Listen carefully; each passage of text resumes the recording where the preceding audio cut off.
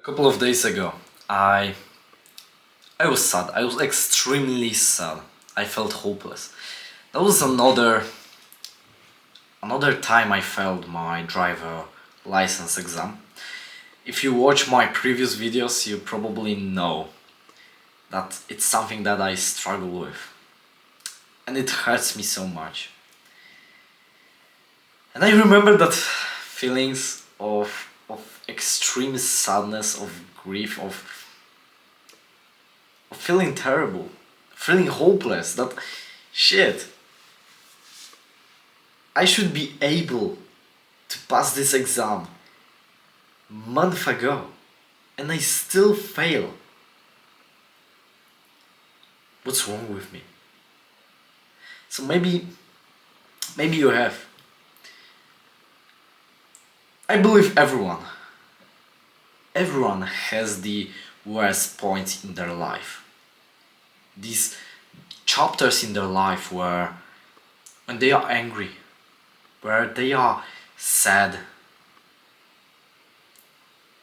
when they are hopeless. I'm right now in that chapter and I know how painful it is. Because that's the one thing, one way to cope with that. People try to change their emotions, not accept them. So basically when I felt like shit, I thought that okay, I should not feel like shit, I should feel amazing, so I don't accept that feeling and let me just change it. And I was trying so much, so desperately to feel happy again, that I wasted 2 days of hedonistic pleasure seeking, watching movies,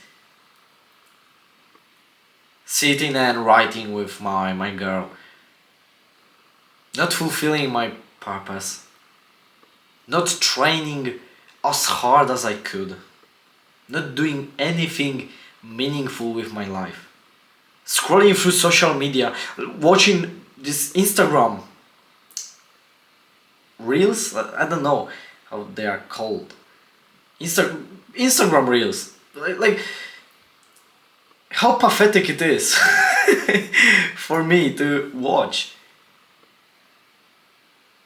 Instagrams, TikTok made up, like knockout, like I'm not sure. Like basically Instagram copied the whole TikTok to their own application, and I'm so much of a loser to sit and tell myself, oh, it's not TikTok, it's Instagram Rolls, it's something different. No, it's not. It's short form content which destroys my mind. So,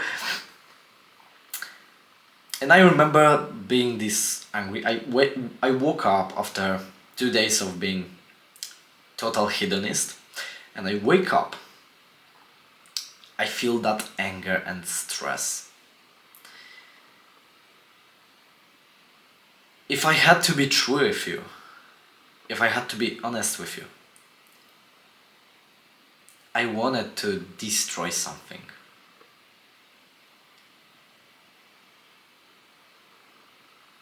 Previously, a couple of months ago, what I would do, I would probably take a pillow and start beating it. But I know that, yeah, it can relieve some part of this emotion, but the root of that emotion is still there. So it will grow. It will eventually grow to the same point where I was. So what's the point of just chopping it instead of taking this root and throwing it out of my body? of my mind, of my soul. Because that's what we do. That's what we do with emotions. We chop them. There's a root of our unhappiness, and instead of taking care of this root, we chop the emotion. So I felt shit because I failed. So instead of doing anything, accepting that root, instead of working on that root, building my character, getting up,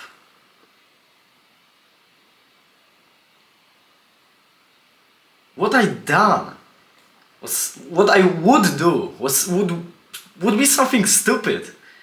Would be pushing some like physical object. And I would think that I relieved my emotions because of that. Yeah, maybe if that emotions are too high for me to control them, maybe when they are chopped, I can take proper care about the root. But we often don't think about the root at all. We think only about chopping this emotion. So what I did, these are 3 things that I've done, 4 things that I've done, which helped me with that. First, as soon as I woke up, I went to my shower.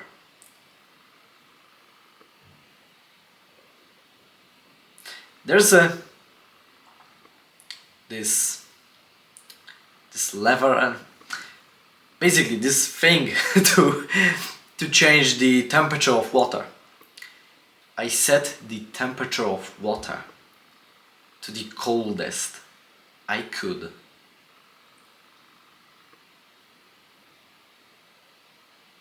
I thought to myself that, Ivan, you have not taken a cold shower for so long. You think you're ready for this? And I said, yes, okay, let's go. So I turned on the water. The cold water is all around me. Like I feel the adrenaline kicks in to my body, to my veins. I feel energized. And also I feel that I lose control. That my breath becomes more shallow, but also more uncontrollable. So what I did was, okay, I want to relax. I want to relax in that conditions. I want to tell myself that everything is okay. What I did was something called physiological sieve.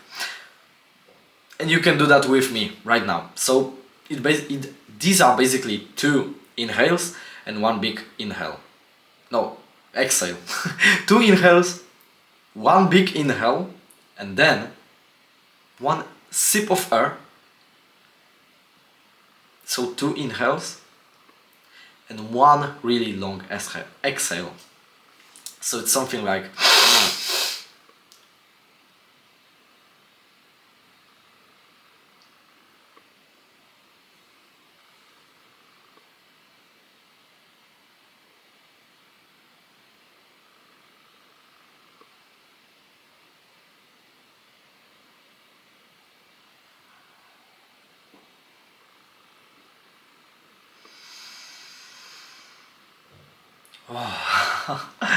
I felt, and even after 1 physiological sieve, I feel so relaxed right now, so light. So I used a couple of breath techniques to control my breath under that shower, and then after that shower, I washed myself and all of that. I picked my clothes, I put them on, and then I think to myself, okay, what else can I do to improve my stress response? And there was one thing that I remember from watching Andrew Huberman's podcast, and that was Wim Hof's breathing technique. What I did, with only my pants on and my shirt, I got out of my house. It's a winter. It's a winter. I don't know how many degrees of Celsius or Fahrenheit, whatever, were outside, but it was cold enough to make my foot just shake. And I remember I sit on my backyard. There's a snow all around me, and I sit and I do something called Wim Hof's breathing technique. It's a long technique, I won't do that right now. You can, that's a warning, you can even pass out while doing that. So be careful where you do that. It's basically you have 30 full inhales. So it's a big inhale and a small exhale.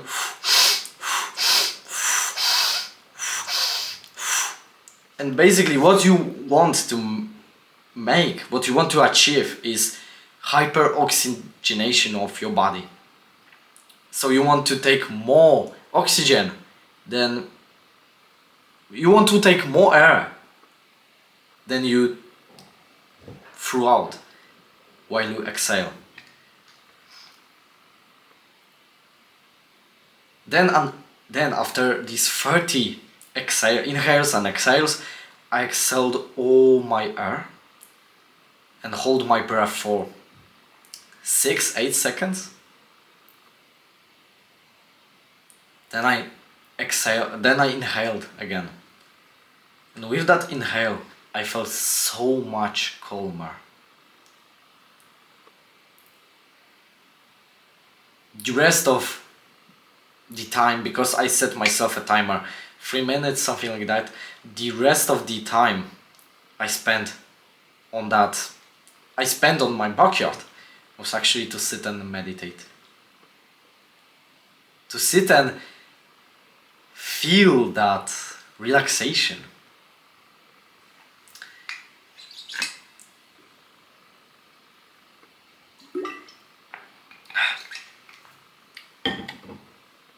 Because I'm a Catholic,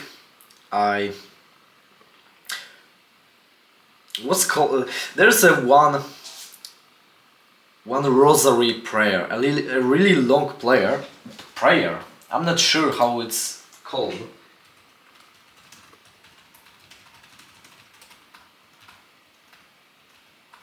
So I'm just gonna search it. It's Pompeia Novena.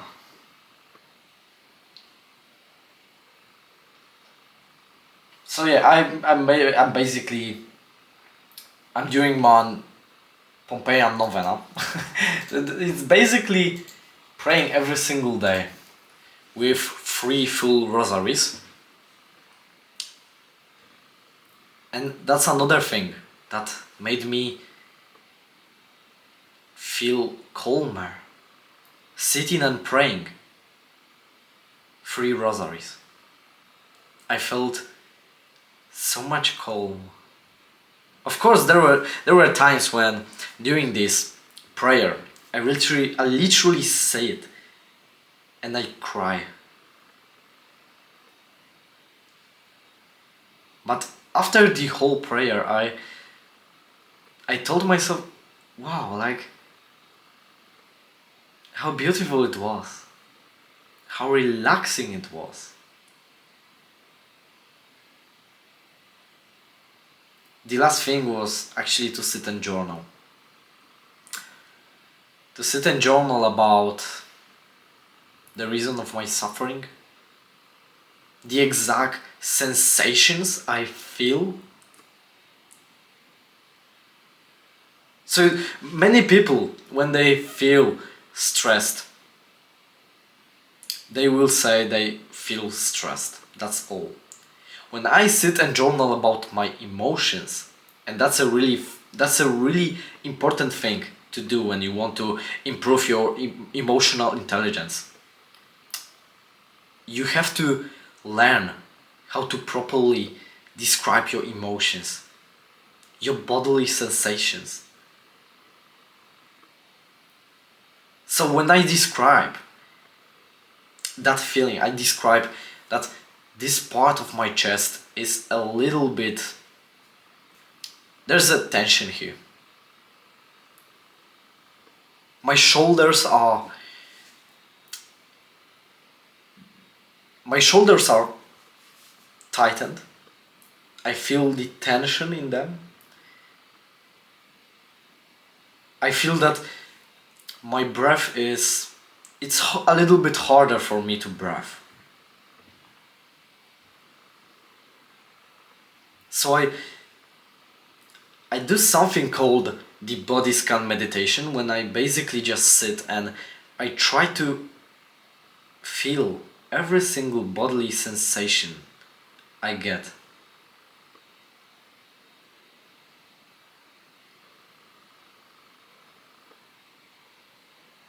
Right now I feel that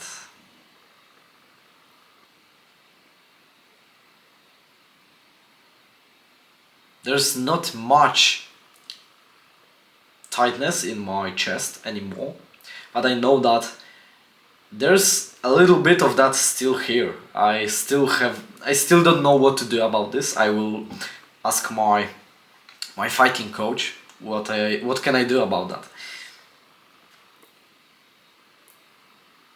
So these things called exposure and being able to relax in such conditions, Wim Hof breathing technique, meditation, prayer, and journal. That's 5 things. Ivan, you're stupid, you can count.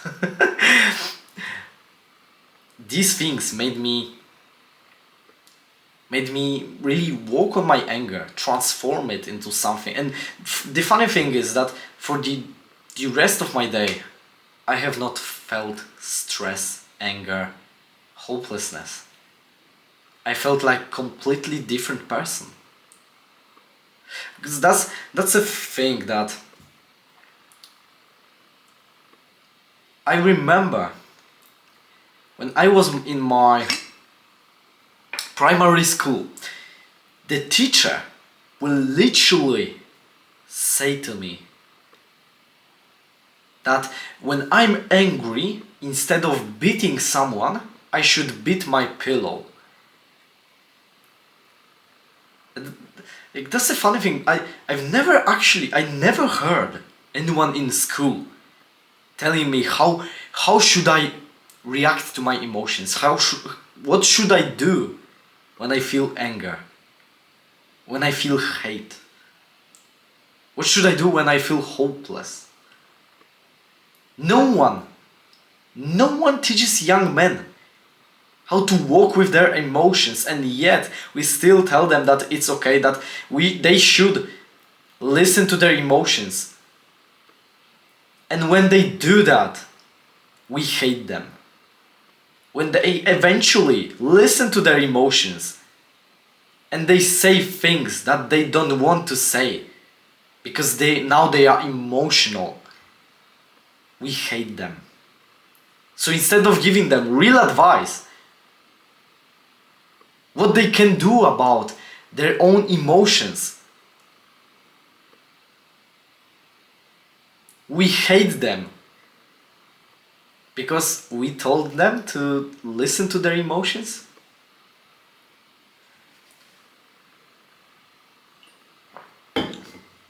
I wish I had a masculine father who would teach me how to walk on my own emotions. The whole part of my sacrifice, of my hard work, is not because I want to make a lot of money, but rather